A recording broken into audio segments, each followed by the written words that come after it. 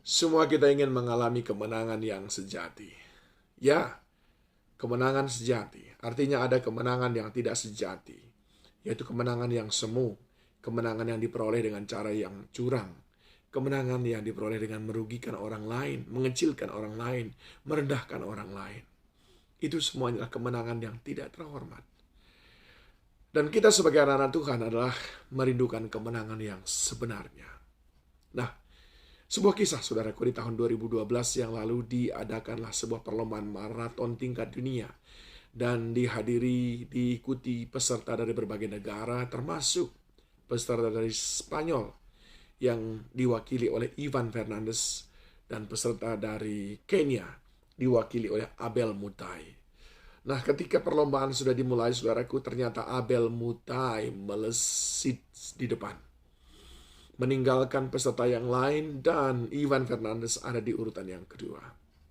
Kira-kira 10 meter sebelum garis finish, tiba-tiba Abel Mutai berhenti. Dia berpikir sudah sampai di garis finish. Sementara Ivan Fernandez persis ada di belakangnya. Dia bingung, lalu dia berkata, "Itu bukan garis finish, maju lagi, ayo maju lagi." Tapi karena mereka tidak saling mengerti dalam bahasa, akhirnya Ivan Fernandez mendorong Abel Mutai dari belakang untuk terus melangkah kira-kira 10 meter lagi untuk menemukan garis finish yang sebenarnya.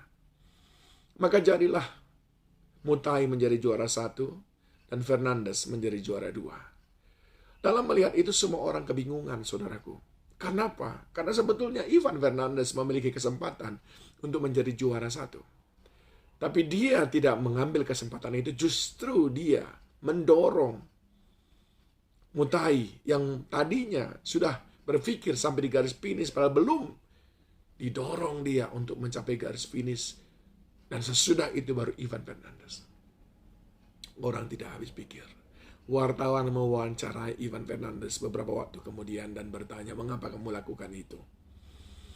Ivan Fernandez berkata, "Aku membayangkan dari dulu kalau semua manusia bisa hidup bersama dengan penuh kasih sayang." Tapi sang wartawan belum juga puas. Dia terus mendesak. Akhirnya beberapa pertanyaan disampaikan, dia belum mendapatkan jawaban. Lalu pertanyaan terakhir kembali dijawab oleh Ivan Fernandez. Dia berkata, "Aku melakukan itu karena aku ingin meraih kemenangan yang sejati. Aku tidak akan punya bangga apa-apa tentang diriku kalau aku menang daripada Abel Mutai, hanya gara-gara dia lupa melihat garis finish, padahal dia sudah jelas-jelas ada di depanku. Apa kebanggaanku?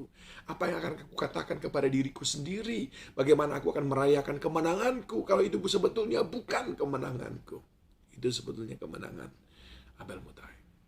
Nah, saudara yang dikasihi Tuhan, apa yang kita pelajari di sini dari seorang Ivan Fernandez? Saya ingin mengajak saudara dan membaca firman Tuhan di dalam 2 Timotius 4 ayat yang kelima. "Tetapi kuasalah dirimu dalam segala hal. Sabarlah menderita, lakukanlah pekerjaan pemberitaan Injil dan tunaikanlah tugas pelayananmu." Lalu dikatakan juga dalam 1 Korintus 15 ayat 57-58, "Tetapi syukur kepada Allah yang telah memberikan kepada kita kemenangan oleh Kristus Yesus Tuhan kita. Karena itu, saudaraku yang kekasih, berdirilah teguh, jangan goyah, dan giatlah selalu dalam pekerjaan Tuhan. Sebab kamu tahu bahwa persekutuan dengan Tuhan jerih payahmu tidak akan sia-sia."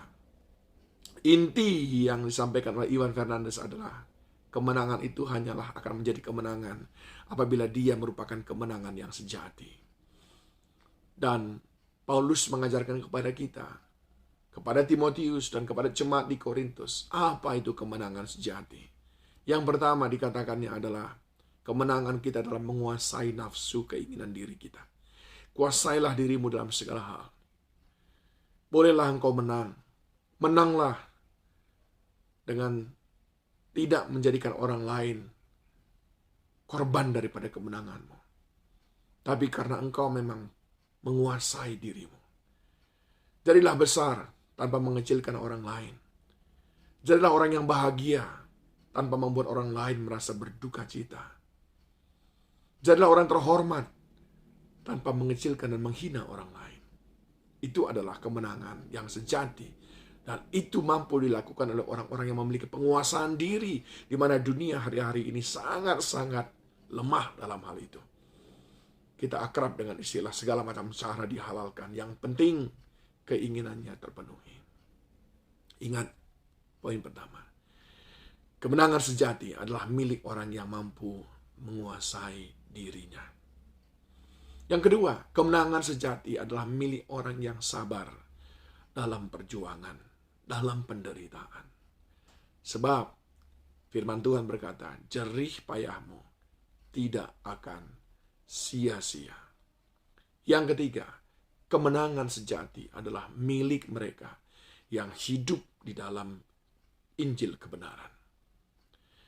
Kemenangan yang sejati hanya ada pada orang yang betul-betul hidup di dalam kebenaran. Karena sebetulnya kemenangan yang hakiki itu adalah ketika Tuhan berkata kepada kita, baik sekali perbuatanmu anakku, dan aku sangat berkenan kepadamu. Ini yang mestinya menjadi milik kita, saudaraku, untuk meraih kemenangan sejati. Dan saya kira itu ada pada Ivan Fernandez. Dia mampu menguasai dirinya, menguasai egonya. Dia mampu untuk tidak mencuri peluang, kesempatan, sukacita yang sudah ada pada Abel Mutai yang tadi ingin sekali meraihkan kemenangan. Karena dia tahu itu bukan miliknya. Ivan Fernandez menolong Mutai untuk betul-betul merasakan sukacita dengan mengorbankan sukacitanya sendiri. Dan lewat itu, saudaraku, kita tahu dari jawaban-jawaban yang diberikan oleh Ivan Fernandez kepada wartawan, kita tahu ada kasih Kristus dalam dirinya. Ada Injil di dalam dirinya. Ada kebenaran yang dia hidupi. Saudaraku, mari kejar kemenangan sejati. Jadilah besar tanpa mengecilkan orang lain. Jadilah kaya tanpa memiskinkan orang lain. Bersukacitalah tanpa meninggalkan luka dan penderitaan bagi orang lain. Itu adalah kemenangan sejati. Tuhan Yesus menolong kita.